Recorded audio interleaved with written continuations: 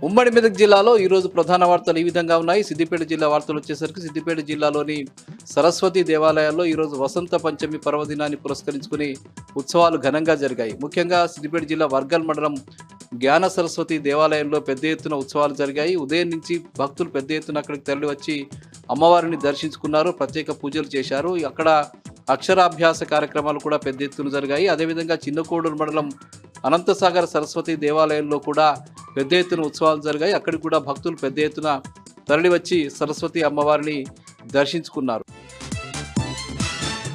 ఇక సిద్దిపేట ప్రెస్ క్లబ్లో ఈరోజు ప్రజాస్వామిక రచయితల వేదిక ఆధ్వర్యంలో ప్రెస్ మీట్ జరిగింది. ఈ నెల 8, 9 తేదీలో సిద్దిపేట విపంచి కళా నిలయంలో జరగబోయే 2 రోజుల సదస్సుకు సంబంధించిన సమావేశానికి సంబంధించిన వివరాల్ని వాళ్ళు ఈ సందర్భంగా వెల్లడించారు. ముఖ్యంగా అంబేద్కర్ ఆలోచన విధానం, సాహిత్యం అనే అంశం మీద వాళ్ళు 2 రోజుల పాటు ఈ సదస్సును నిర్వహిస్తున్నట్టుగా సంస్థ ప్రతినిధులు కాత్యాయని విద్మహే, అనిశెట్టి రజిత, అట్లాగే కొమర్రాజు రామలక్ష్మి, మహేశ్వరి తదితరులు కలిసి ఈరోజు ప్రెస్ మీట్ ఏర్పాటు చేసి వివరాలు వెల్లడించారు. ముఖ్యంగా ఈ సభకు పెద్ద ఎత్తున మహిళలు తరలి రావాలని చెప్పి వాళ్ళు పిలుపునిచ్చారు.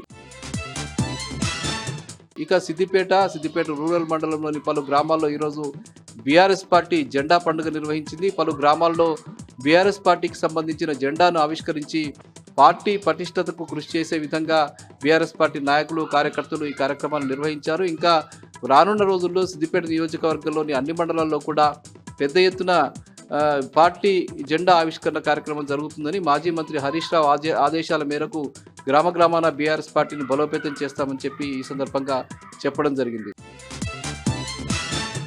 ఇక సంగారెడ్డి జిల్లా జహీరాబాద్లో ఈరోజు మాదిగ దండోరాకు సంబంధించిన కార్యక్రమం జరిగింది. ముఖ్యంగా ఈ నెల 7న హైదరాబాద్లో జరిగే సభకు సంబంధించి ముఖ్యంగా 1,00,000 గలాలు 1000 దప్పులు అనే నినాదంతో మాదిగ దండోరాకు సంబంధించిన నాయకులు, కార్యకర్తలు నిర్వహిస్తున్నటువంటి మహాసభకు పెద్ద ఎత్తున ప్రజలు తరలి రావాలని, మాదిగ రిజర్వేషన్కి సంబంధించి ముఖ్యంగా ఎస్సీ ఎస్టీ వర్గీకరణకు సంబంధించిన ప్రజాస్వామిక హక్కును కాపాడడం కోసం మాదిగలంతా ఏకతాటిపై వచ్చి ముందుకు రావాలని చెప్పి వాళ్ళు ఈ సందర్భంగా పిలుపునిచ్చారు. ఇవి ప్రధానంగా ఈరోజు ఉమ్మడి మెదక్ జిల్లాలో ఉన్న వార్తలు.